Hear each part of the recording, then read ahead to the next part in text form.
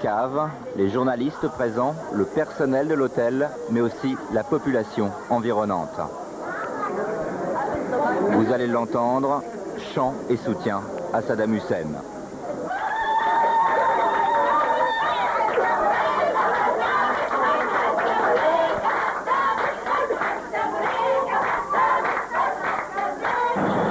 Jeudi matin, constatation des dégâts, peu d'incendies, juste au fond là-bas, l'immeuble des postes et télécommunications. Jardin de l'hôtel Rachid, là où sont rassemblés de force tous les journalistes occidentaux. Plus de téléphone, plus de téléx, seul moyen de communiquer avec l'extérieur, ces petites paraboles pour des téléphones satellites. Bagdad, jeudi, fin d'après-midi, nouvelle alerte. La DCA va à nouveau tirer.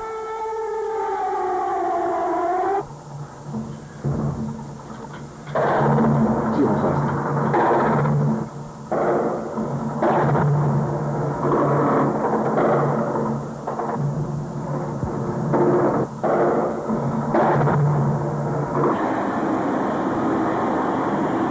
Moment de répit aussi entre les bombardements. Des bombardements qui surviennent presque toutes les 3 heures. Deuxième nuit, ça c'est la nuit de jeudi à vendredi. Cette fois-ci constatée, Bagdad, aucune lumière. Elles ont toutes été éteintes. On ne voit seulement que les traînées des fusées de DCA.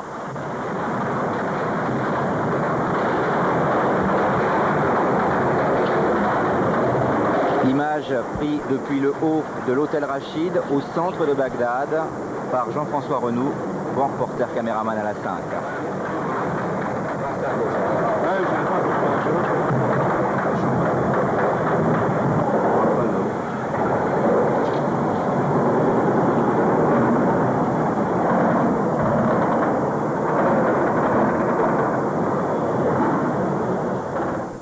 Voilà donc pour les dernières images des envoyés spéciaux de la 5 à Bagdad. Nous n'aurons plus normalement d'images puisque vous savez que l'Irak a décidé d'expulser l'ensemble des derniers journalistes, fort peu nombreux d'ailleurs, qui étaient restés là-bas en Irak. Je rappelle que ce reportage est signé d'Olivier Varin, de Jean-François Renoux, de Dominique Lyon et de Michel Valliot. Olivier Varin qui, par téléphone et avant son expulsion de Bagdad, a fait un ultime point de la situation en répondant aux questions de Daniel Wolfram. Eh bien, nous avons invité, j'emploie les termes exacts de la façon dont on nous l'a dit, nous avons été invités courtoisement à quitter le pays le temps que des arrangements nécessaires soient faits pour nous accueillir.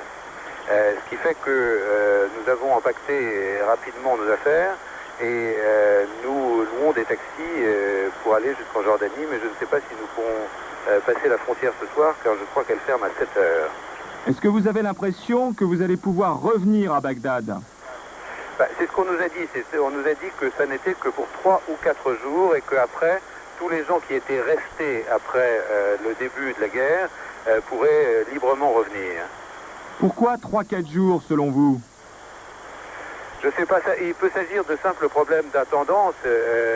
L'hôtel est privé d'eau et d'électricité. Les communications internationales ne fonctionnent plus. Et peut-être que ça crée une situation du point de vue de la presse étrangère un peu anarchique et qu'il est souhaitable de mettre de l'ordre dans tout ça.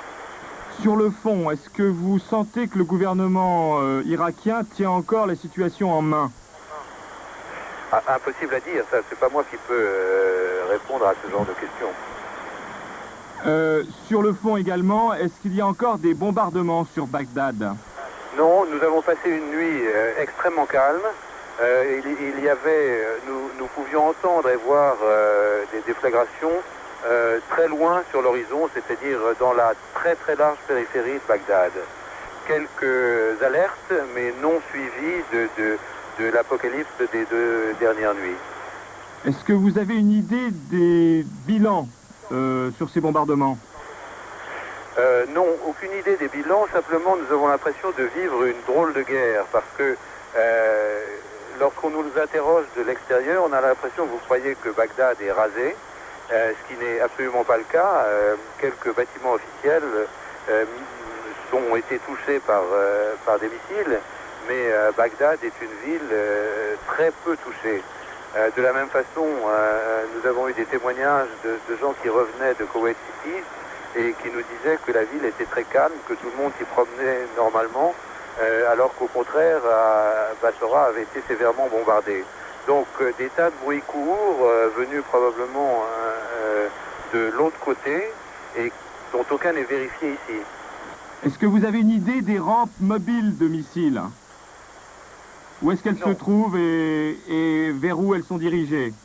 Non, bien entendu. La seule chose que je peux dire, c'est que l'intervention contre Israël crée réellement une crainte de représailles ici.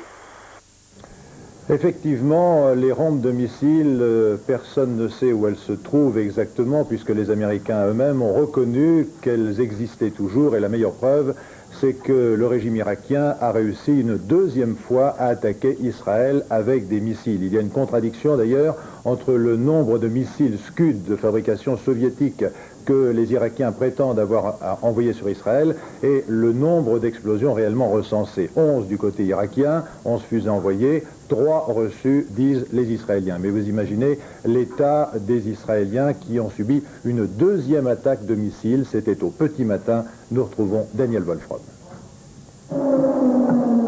7 h du matin, heure locale.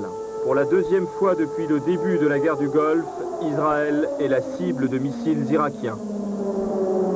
Il y avait eu 3 fausses alertes dans la nuit. Cette fois-ci, c'est la bonne. Des colonnes de fumée s'élèvent au-dessus de Tel Aviv.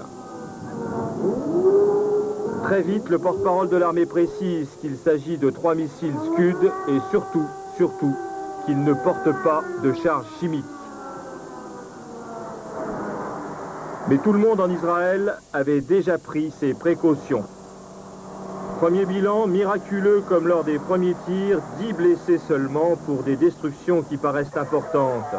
Selon le Pentagone, ces 3 missiles Scud ont été une fois de plus lancés sur Israël depuis l'ouest de l'Irak. Immédiatement, Avi Pazner, porte-parole du gouvernement, déclare à la chaîne CNN: